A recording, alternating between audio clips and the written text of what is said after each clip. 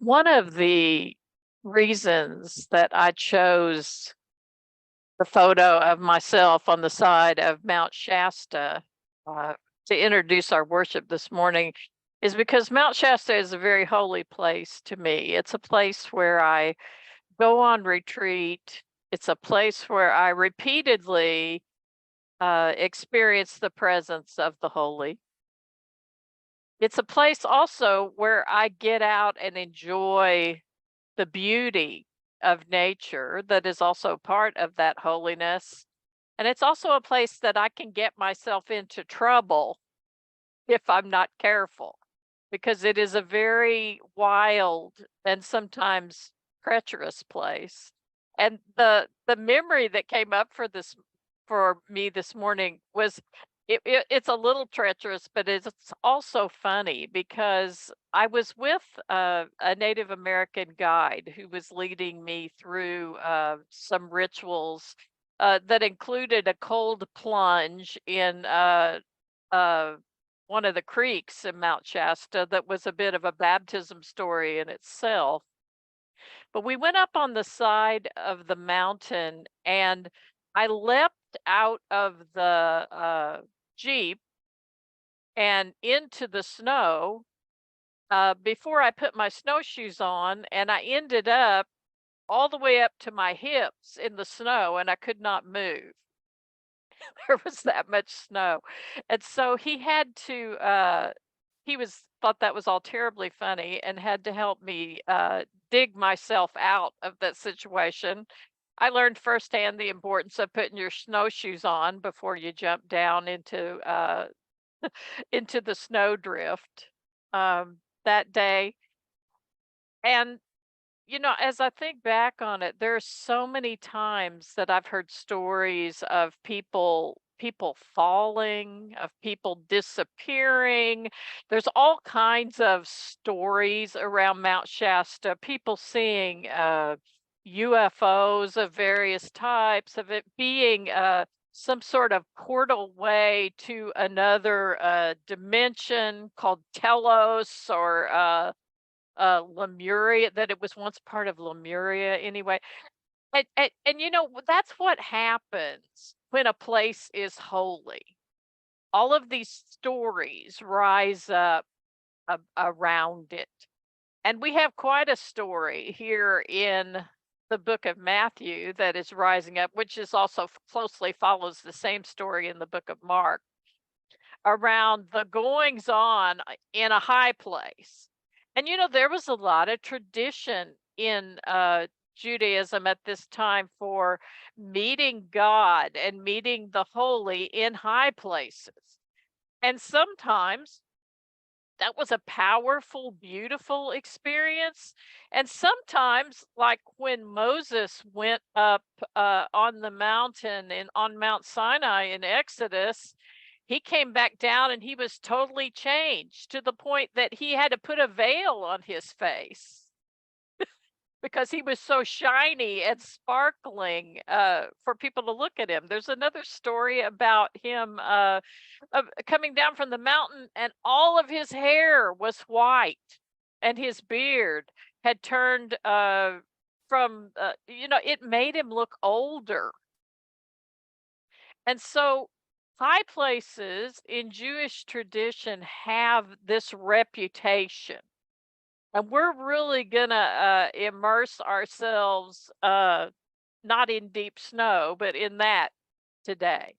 So I invite you to come with me as we look first at Psalm 91. You will live in the shelter of the Most High, who abide in the shadow of the Almighty. You will say to the Lord, my refuge and my fortress, my God, in whom I trust. For he will deliver you from the snare of the hunter and from the deadly pestilence. He will cover you with his pinions, and under his wings you will find refuge. His faithfulness is a shield and a defense. You should not fear the terror of the night, or the arrow that flies by day, or the pestilence that stalks in darkness, or the destruction that wastes at noonday. Now, I put in the reading title for this that this is all very beautiful, and it's also a little bit aspirational. You know, there's a desire, I think, with the psalmist here to feel safe in the presence of the holy. One of the images that is used repeatedly in the Psalms when invoking this sense of safety is seeing God as a huge raptor or eagle. And that shows up here. The pinions, when I first read that, I thought it was talking about trees. Pinions are actually the big feathers in a raptor's wings that help guide the bird, and they're the biggest feathers actually in the wings. So when the psalmist is talking about pinions here, he's referring to God as a protective eagle or raptor. Think of in another psalm, I lift you up on eagle's wings. It's that kind of, probably the same psalmist wrote that. It was that's the image we're going for here. Under his wings you will find refuge, his faithfulness as a shield and defense. Now, who among us does not want to feel safe in the presence of God? And yet, I want to lift up the shadow side of this. You know, we've talked about how every symbol has this light lifting side and then a shadowy, darker, in-depth side. And you know, I was watching a video. This was kind of synchronous. A video came across my social media feed this morning in which someone had videoed an eagle swooping down, beautiful, just like this controlled flight of the wings coming down and skimming across the top of a lake. He reaches the talons out and comes out with a fish and then swoops back up and out of the camera. And I was thinking about that, you know, how the eagle, so beautiful, and also witnessing the death and the demise of the fish. You know, these images of lifting and lightness and descent in the same symbol are always important for us to be aware of. Eagles are beautiful and magnificent. They're also a bit scary. Have you ever been up close to one? I mean, their wingspans are huge. They're bigger than us. They can be a little bit intimidating. So I want you to hold that image here. The psalmist desires, he wants the eagle to be on his side here. And yet the eagle can be a little bit scary too. This psalm was probably could have been used by armies before they went into battle. Something they say about their fear of going into battle. Maybe the king said it. There's a sense of invoking and wanting God to be on their side in this psalm, wanting God to protect them and keep them safe. 1,000 may fall at your side, 10,000 at your right hand, but it will not come near you. You will only look in your eyes and see the punishment of the wicked. This is one of the things in the Psalms that makes us uncomfortable. There's smiting people, there's punishment of the wicked. I don't want to avoid that as we enter into the Psalms. In so many churches, you know, you hear certain psalms, you hear the ones that lift us up and are light and invoke those, you know, you hear I lift you up on eagle's wings, but nobody talks about the scariness of the eagle, the scariness of being lifted up, the scariness of high places.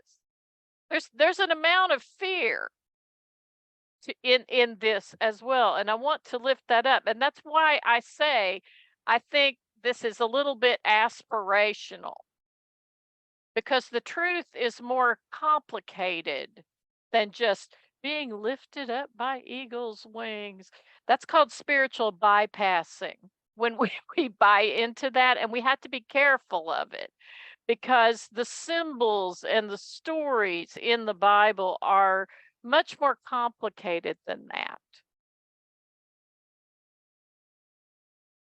Because you have made the Lord your refuge, the Most High your dwelling place, no evil shall befall you. Again, aspirational.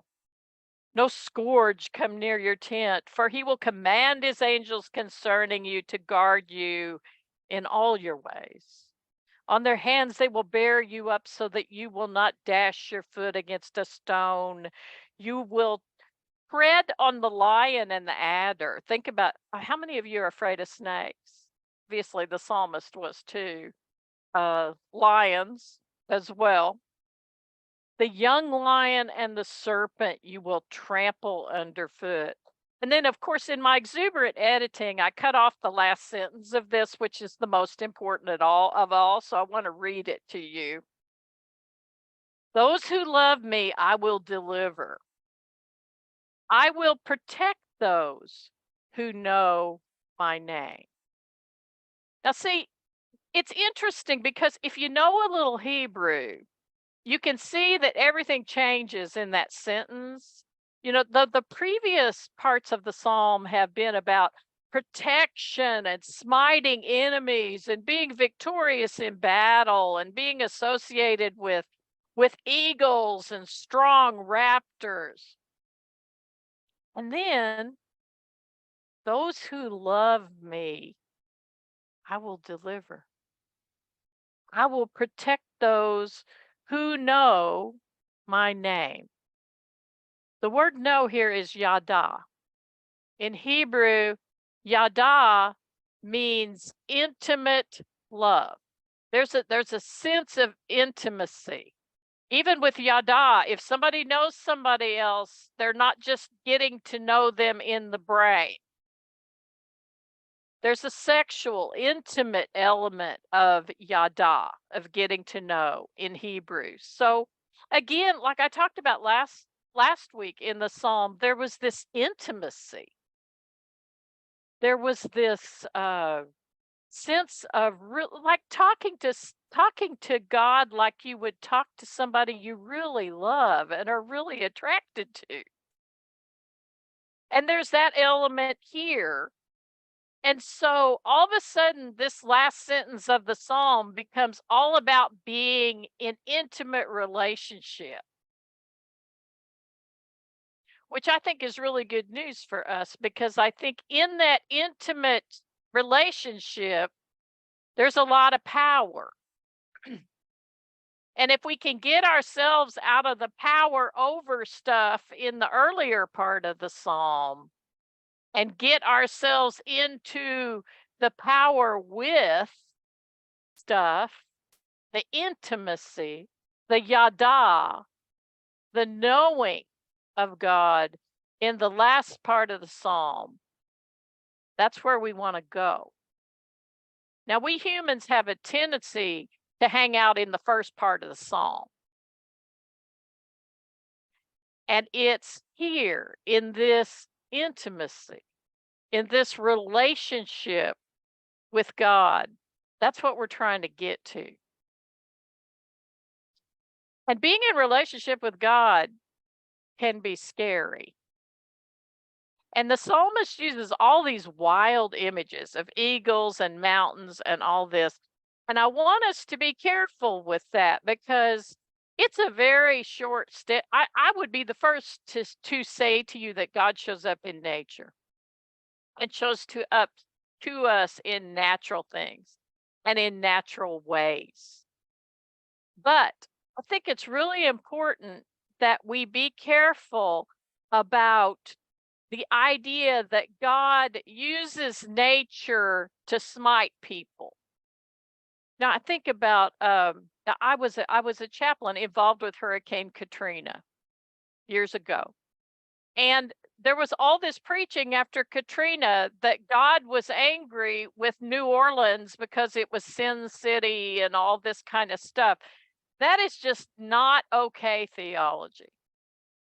It's not okay. We got to be careful with that. I'm so glad Jessica brought up what's going on in Hawaii this morning, in Lahaina particularly. I mean, Lahaina is a very holy, holy place to indigenous Hawaiian people. It's a tree there that is very significant.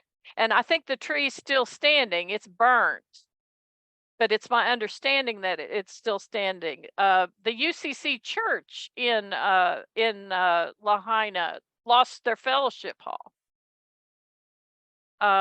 Many, many people have lost their home. And if anybody's going to get in the pulpit this morning and say stuff about that God had some role in that, I am here to tell you that is bad theology.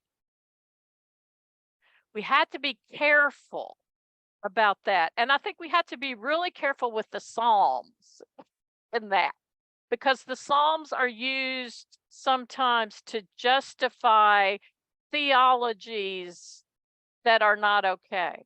And I'm not saying people didn't believe it. They did, and they do. But we have to be careful with it. Like we have to be careful with all the potential anti-Semitism in the book of John. This is what really bothers me when people get into talking about how the Bible is the inerrant word of God and, and all this. We have to be careful. It's okay to preach against the text or to think against the text and say, yeah, I see that, but I'm not buying into it. I see that you're interpreting that way, but what harm is it doing?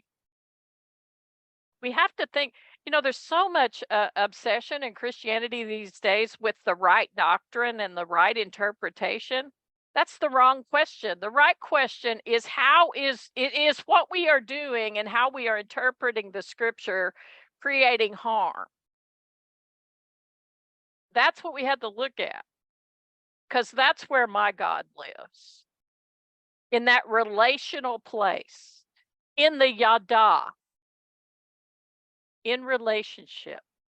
So I want you to hold that as we segue into a very strange story in another high place.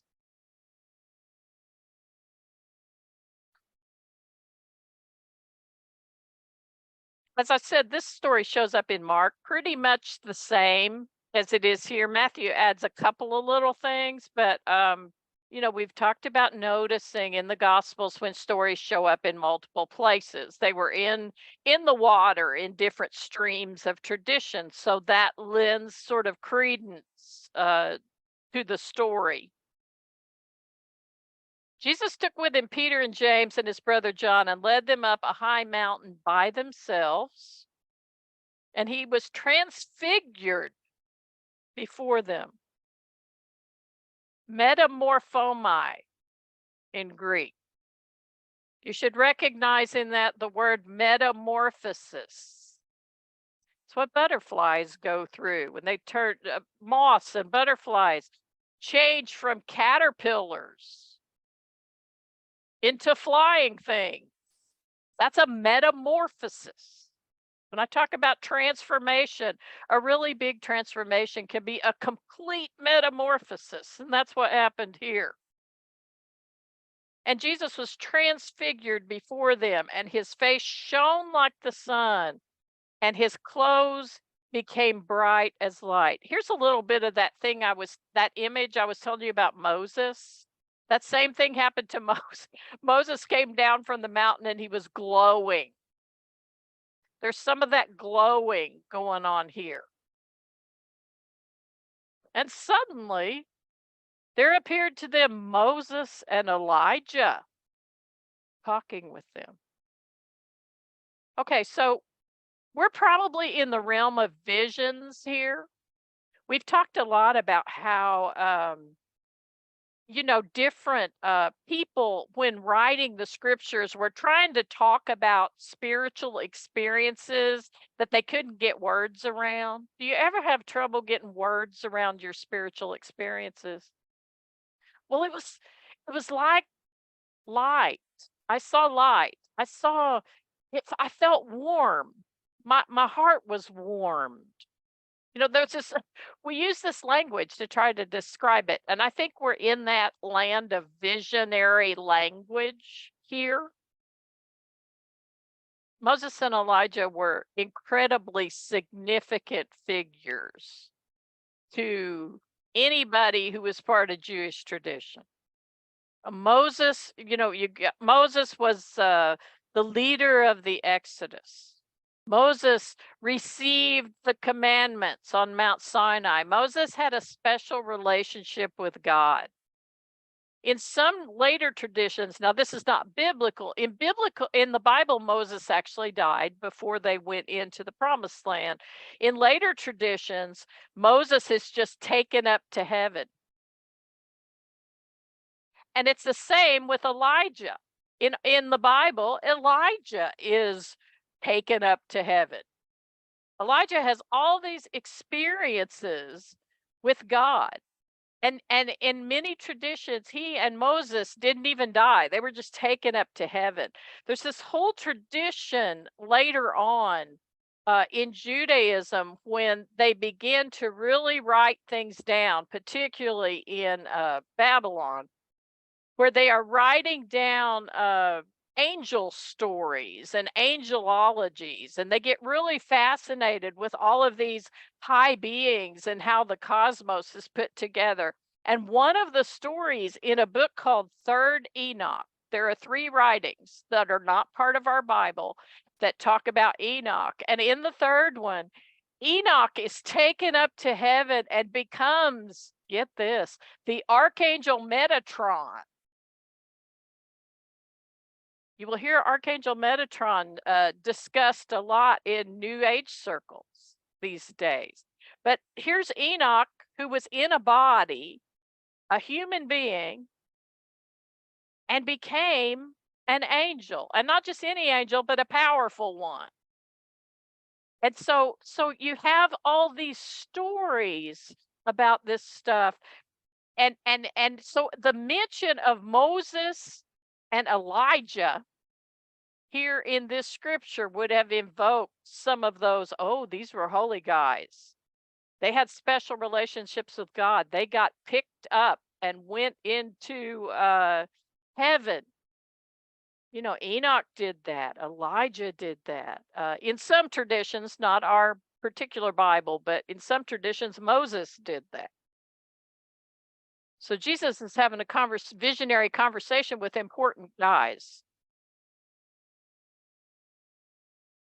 I love the way Peter reacts to this, because I probably would have been babbling stuff too if I saw all this and just trying to figure out what to do. I love Peter. Peter said to Jesus, "Lord," I could feel him shake it, you know. "What did I just see?" And Peter said to Jesus, "Lord, it is good for us to be here. If you wish, it's really good. That was a good thing." He's in shock. "I will set up 3 tents here, one for you, one for Moses, and one for Elijah." And while he was still speaking, suddenly a bright cloud overshadowed them, and a voice said, "This is my son, the beloved. With him I am well pleased. Listen to him." If you think you've heard that before, you have. Because that is the very similar or same wording that was spoken when Jesus was baptized by John. Same wording, similar wording.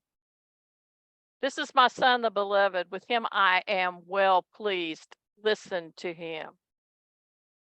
When the disciples heard this, they passed out. I think I would too. They fell to the ground and were overcome by fear. But Jesus came and touched them, say, look at the compassion. Look at the compassion. He knows how overwhelming this is. Get up and do not be afraid. And I say, yeah, right. And when they raised their eyes, they saw no one except Jesus himself alone, and they were coming down the mountain. As they were coming down the mountain, Jesus ordered them, and this is so interesting when he says this, tell no one about the vision until after the Son of Man has been raised from the dead. Why did he tell them not to tell anybody? This is a question. Bible study asks this about once a quarter. Why why did he tell them not to tell anybody? It would seem like he would want everyone to know. I love Jan Richardson's take on this. It makes me think about it in a totally different way. And I want to share this with you. This is in the front of your bulletin. She writes that it was important that Peter, James, and John have that mountaintop experience. It wasn't important for them to tell the story. Not yet. That wasn't the point of their outing. But the experience would work on them. It would shape them. And it would continue to transform, metamorphose, and perhaps even transfigure them. Sometimes when we have spiritual experiences or, any experience, even if we may not realize it's spiritual, which most are, sometimes we just need to sit with it. Sometimes we need to let it work on us. Sometimes we need to let it transform and metamorphose us so that we might possibly be transfigured. But that's a process, and it takes time, and it takes discernment. Now, if you think about it, if something happens to you, you have a spiritual experience, and you're like, I saw light. I did this, and you're not gonna be able to translate as well what happened as you might if you sit with it for a while and dance with it and discern with it and then tell the story 3 or 4 years later.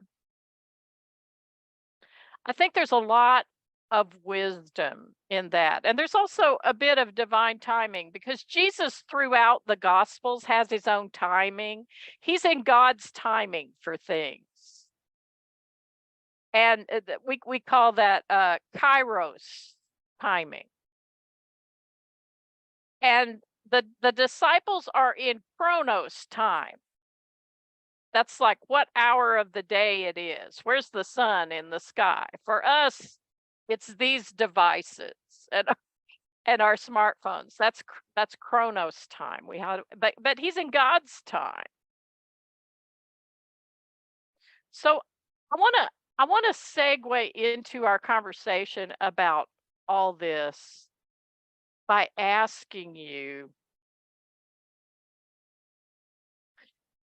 where are the wild places? They could be high places. The wild places are high places in these stories where you find God. Do you experience God there as beautiful, as complicated, as a little treacherous, maybe, or all of the above? How do we find a sense of safety in our spiritual lives? Who do we need to set boundaries with?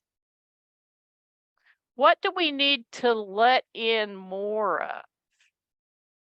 It's a constant journey of discernment, I think.